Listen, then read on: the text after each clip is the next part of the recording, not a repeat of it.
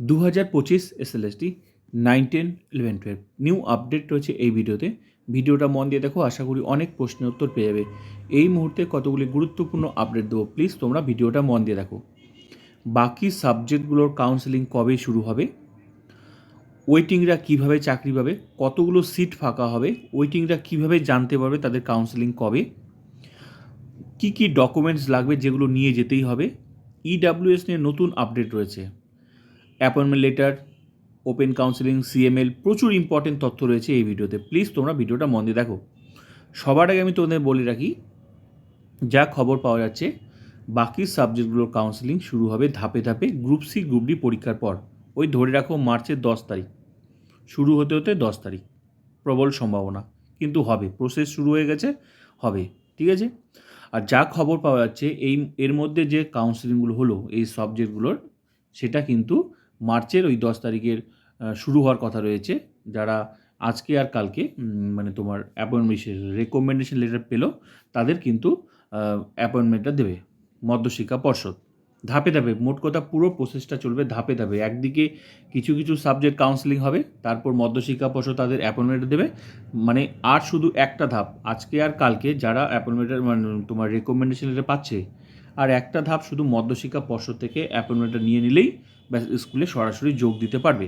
কিন্তু পুরো প্রসেসটা যা খবর পাওয়া যাচ্ছে সেটা হচ্ছে ধাপে ধাপে চলবে। ক্লিয়ার? এবার আসি হচ্ছে গ্রুপ সি গ্রুপ ডি, তোমার কি বলে, কি বললাম, হ্যাঁ, ওয়েটিংরা কিভাবে চাকরি পাবে। ওয়েটিংটা কিভাবে চাকরি পাবে আমি তোমাদের বলছি। কালকে যে সমস্ত সাবজেক্টগুলো তোমার কাউন্সেলিং হয়েছে, প্রতিদিন প্রত্যেকটা সাবজেক্ট যখন যখন কাউন্সেলিং হবে, সেগুলো কারা কারা কোন কোন স্কুল নিয়েছে সেগুলো কিন্তু তোমরা আপডেট পেয়ে যাবে এসএসসি ওয়েবসাইটে। একদম দিয়ে দিচ্ছে পুরো। আমি কালকেও ভিডিও দিয়েছি, কালকের যে সমস্ত সাবজেক্টগুলো কাউন্সেলিং হয়েছে, কারা কোন স্কুল নিয়েছে, মানে school code plus roll number, কোন স্কুল কোন ক্যান্ডিডেট নিয়েছে, রোল নাম্বার ডিটেলস দিয়ে দিয়েছে। এবার বিষয় হচ্ছে তুমি কিভাবে বুঝতে পারবে। তুমি বুঝতে পারবে যে তোমার কাছে তো ভ্যাকেন্সি লিস্ট আছে, স্কুল ভ্যাকেন্সি লিস্টটা তো এসএসসি অলরেডি আগে পাবলিশ করে দিয়েছে, তাহলে সেটা আছে। এবার হচ্ছে একটা ওয়েটিং ক্যান্ডিডেট কীভাবে জানতে পারবে যে তার চাকরি হবে কি না। তো সবার আগে যে সাবজেক্টের কাউন্সিল, যেমন কালকে যেটা হয়েছে কাউন্সিলিং, তো সবার আগে তো সব কিছু প্রকাশ হয়ে গেছে, vacancy list, CML list, fine সব কিছু প্রকাশ হয়ে গেছে। কালকে কাউন্সিলিং হওয়ার পর কালকে আপলোড করলো যে কারা কারা কোন তোমার কাউন্সিলিং হওয়ার পর কোন কোন স্কুল নিয়েছে, ক্যান্ডিডেট প্লাস রোল নাম্বার। এবার সিএমএল লিস্ট থেকে মিলিয়ে দেখতে হবে যে কতগুলো ক্যান্ডিডেট আর ভ্যাকেন্সি কতগুলো ছিল, কত সিএমএল লিস্টে কতজন ক্যান্ডিডেট রয়েছে, কতজন ক্যান্ডিডেট সেই ভ্যাকেন্সিগুলো পূরণ করে ডিটেলস দিয়ে দিয়েছে।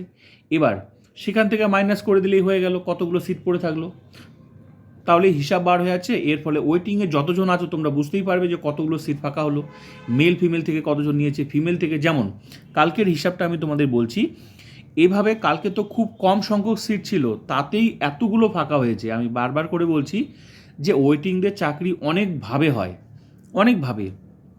যেমন কালকে তোমার যেমন হচ্ছে অ্যানথ্রোপোলজি, টোটাল সিট ছিল তোমার হচ্ছে মেল ফিমেলে ছিল হচ্ছে তোমার 6টা, আর ফিমেলে ছিল 6টা, কিন্তু মেল ফিমেল থেকে নিয়েছে দুজন চাকরি নিয়েছে, আসেইনি। আর হচ্ছে ফিমেল থেকে নিয়েছে টোটাল 4টা সিট। তো এর ফলে পড়ে থাকলো কি, টোটাল কিন্তু পড়ে থাকলো তোমার 6টা সিট, অ্যানথ্রোপোলজি থেকে 6টা সিট পড়ে থাকলো। এই 6টা সিটের মধ্যে তাহলে তুমি মাইনাস করো, ওরা তো ভ্যাকেন্সি দিয়ে দিয়েছে, মানে তোমার কারা কারা স্কুল নিল দিয়ে দিল, হিসাব মাইনাস করলেই হয়ে যাবে। তো কতজন ক্যান্ডিডেট মেল ফিমেল সব ডিটেলস দিয়ে দিচ্ছে, তাহলে তোমার পড়ে থাকলো মেল ফিমেলে 4জন আর পড়ে থাকলো ফিমেলে 2জন, তার মানে টোটাল 6টা সিট কিন্তু পড়ে থাকলো অ্যানথ্রোপোলজিতে। তারপর কি হোম সায়েন্স, একটা সিটই ছিল মেল ফিমেল, নিয়েছে, পুরো পরিষ্কার করে বলে দিয়েছে, ভ্যাকেন্সি লিস্টও আছে, মিলিয়ে দেখলেই হয়ে গেল কজন নিল কি নিল না।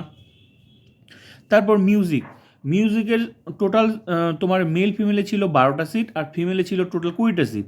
তো এবার কালকে কারা কারা স্কুল নিয়েছে তার রোল নাম্বার সঙ্গে স্কুল কোড দিয়ে দিয়েছে।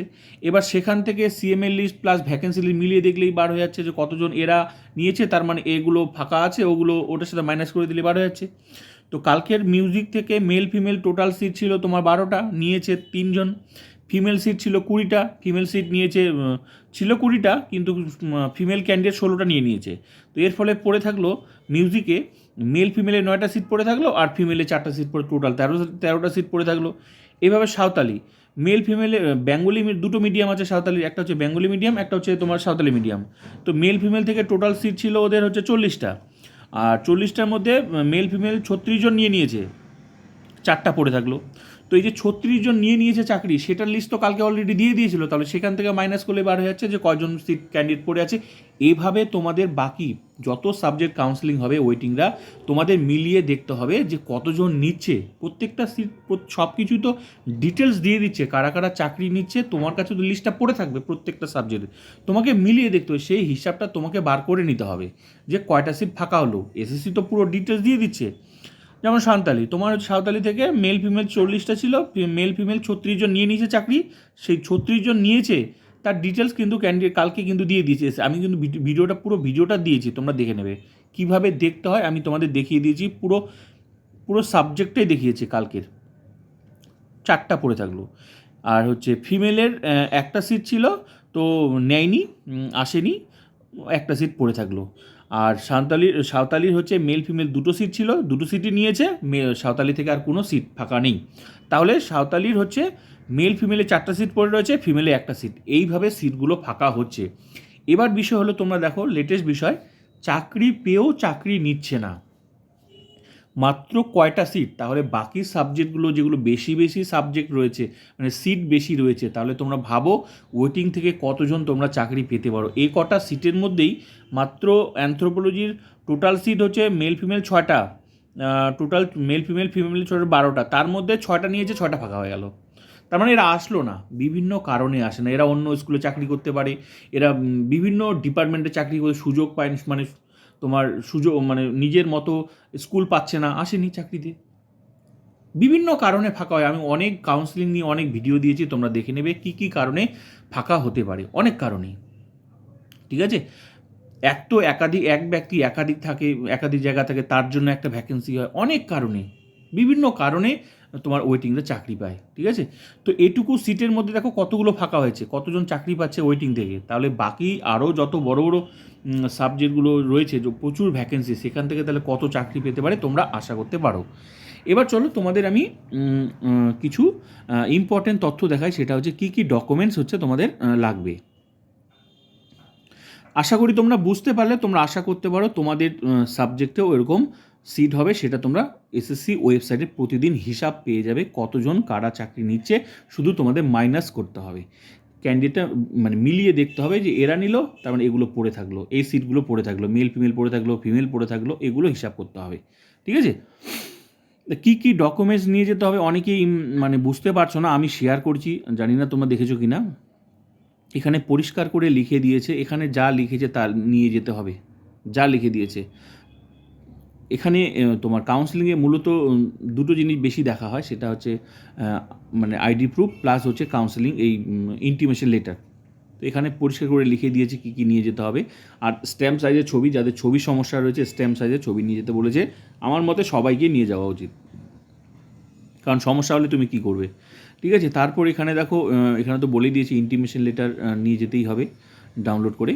আর এখানে হচ্ছে তোমরা দেখো কি বলে, কেউ যদি কোনো অসুবিধায় পড়ে, মানে কোনো অসুস্থ বিভিন্ন কারণে ক্যান্ডিডেট যেতে না পারে, তার ফ্যামিলিকে পাঠাতে পারে, কিন্তু উপযুক্ত প্রমাণ দিয়ে, অথরাইজ। তারপর এখানে তোমরা দেখো যে এখানে কিন্তু পরিষ্কার করে লিখে দিয়েছে, candidate are also instructed to bring all the testimony original at the counselling hall, candidate are specially alerted to bring their, মানে এগুলো কিন্তু তোমাকে নিয়ে যেতেই বলেছে। তার মানে তুমি ভাবো এগুলো অরিজিনাল, তোমার যত ডকুমেন্টস আছে এই 2025 এসএলএসটি কেন্দ্র, সমস্ত ডকুমেন্টস কিন্তু তোমাকে নিয়ে যেতে হবে। ঠিক আছে, লাগুক আর না লাগুক। ঠিক আছে, আর ডকুমেন্টস সব জায়গায় ভেরিফিকেশান হবে, যদিও ভেরিফিকেশান তো হয়ে গেছে, কিন্তু রুলস কিন্তু ভেরিফিকেশান ওরা করবে। ঠিক আছে, তো ইম্পর্টেন্ট যেটা মেন যেটা দেখে সেটা হচ্ছে তোমার ইন্টিমেশন লেটার আর হচ্ছে তোমার ওই আইডি প্রুফ, এটা সবসময় বেশি দেখবে, কিন্তু বাকি কিন্তু অবশ্যই দেখবে। হ্যাঁ, তো আর এখানে ইডাব্লিউএস নিয়ে এখানে যা বলেছে, এই যে ইডাব্লিউএস নিয়ে, যেহেতু ইডাব্লিউএসও তো একটা ইম্পর্টেন্ট এবার, তাই ইডাব্লিউএস নিয়ে কিন্তু টেনশনের কোনো কারণেই, যাদের ডকুমেন্টসের সমস্যা রয়েছে, হয়তো আগে বলেছিল বা কোনো শোনা যাচ্ছে কিছু ক্যান্ডিডেটের সমস্যা হয়েছে, তো হয়তো সেই সময় ওরা ডকুমেন্টস বলেছিল পরে দেখাতে হয়তো পারিনি, ঠিক আছে, এই জন্য হয়তো সমস্যা হয়েছে। কিন্তু আমি মনে করি যাদের ডকুমেন্টস কোনো সমস্যা নেই, এদের কথা মতো মানে এখানে যেরকম লেখা আছে এই অনুযায়ী যদি তোমার ডকুমেন্টস থাকে, আমার মনে হয় না তোমার কোনো আর অসুবিধা হবে। এরা যেভাবে বলেছে, একটা হচ্ছে 25-26-এর সার্টিফিকেট, একটা বলেছে they should also bring the EWS certificate of 2024-25, এই 24-25 আর হচ্ছে তোমার 25-26 এই ব্যাপারটা যে বলেছে, এগুলো তোমাদেরকে যারা বানিয়েছো তোমরা এই বিষয়টা ভালো করে বুঝবে, ঠিক আছে। তো এখানে যেভাবে বলেছে সেভাবে কিন্তু তোমাদের নিয়ে যেতে হবে। তো এগুলো যদি তোমাদের থাকে, আমার মনে হয় না তোমাদের আর কোনো টেনশনের কোনো ব্যাপার রয়েছে। ক্লিয়ার হয়ে গেল? মোট কথা যেভাবে বলেছে সেভাবে নিয়ে যাও, তোমাদের কোনো সমস্যা হবে না। তো আর সিএমএল তো ওই যে বলে দিলাম, সিএমএল র্যাঙ্কের ভিত্তিতে। তো মোট কথা ওয়েটিংদের আমি কি বললাম, ওয়েটিংদের একটাই কথা বলছি, তোমাদের প্রতিদিন অ্যালার্ট থাকতে হবে। তোমরা নিজেরাই হিসাব পেয়ে যাবে, যেদিন যে সাবজেক্টের কাউন্সেলিং হবে সেদিন তোমাদেরকে লক্ষ্য রাখতে হবে কাউন্সেলিং হয়ে গেল। এসএসসি ওয়েবসাইটে পরিষ্কার করে দিয়ে দিচ্ছে, যেমন আজকে যেগুলো কাউন্সেলিং আছে।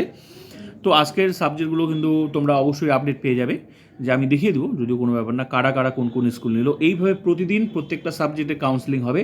আর এসএসসি কিন্তু পরিষ্কার করে সব কিছু উল্লেখ করে দেবে যে এই ক্যান্ডিডেট ওই স্কুল নিয়েছে, এই ক্যান্ডিডেট ওই স্কুল নিয়েছে।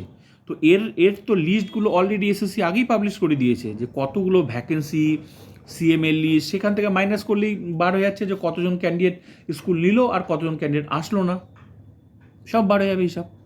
তো এই ছিল, কিন্তু তার জন্য যারা ওয়েটিংয়ে আছো তোমাদেরকে কিন্তু একটু পরিশ্রম করতে হবে, আর এসএসসি ওয়েবসাইটটা নজর রাখতে লাগবে। আর এই যে ওয়েটিংদের যে ফাঁকা হচ্ছে সিটগুলো, মানে এতজন চাকরি পাবে, এরা তোমাদেরও কিন্তু কাউন্সেলিং হবে, সেকেন্ড কাউন্সেলিং। এবার সেই সেকেন্ড কাউন্সেলিং যে কোনো মুহূর্তে দিতে পারে, ডেট দিয়ে দিতে পারে। এখন কখন দিবে সেটা কেউ বলতে পারবে না। কাউন্সেলিং চলতে চলতে তোমাদের একটা ডেট দিয়ে দিতে পারে, তার জন্য তোমাদেরকে অ্যালার্ট থাকতে হবে। ঠিক আছে, দেখো তোমার চাকরি তুমি করতে চাও, তার জন্য তো তোমাকে পরিশ্রম তো একটু করতেই হবে না। তো এই ছিল ইম্পর্টেন্ট আপডেট আপাতত। তো যে সাবজেক্টগুলো কাউন্সেলিং হচ্ছে, তোমরা আবার আমি দেখাবো কিভাবে সেগুলো নিচ্ছে, তোমরা দেখতে পাবে কিভাবে। আমি কালকে একটা ভিডিও দিয়েছিলাম, তোমরা দেখে নেবে কারা কোন স্কুল নিয়েছে, কীভাবে দেখতে হয়, পুরো ভিডিওটা আমি দিয়েছি, তোমরা দেখে নেবে। আজকে যদিও আমি আবার দেবো।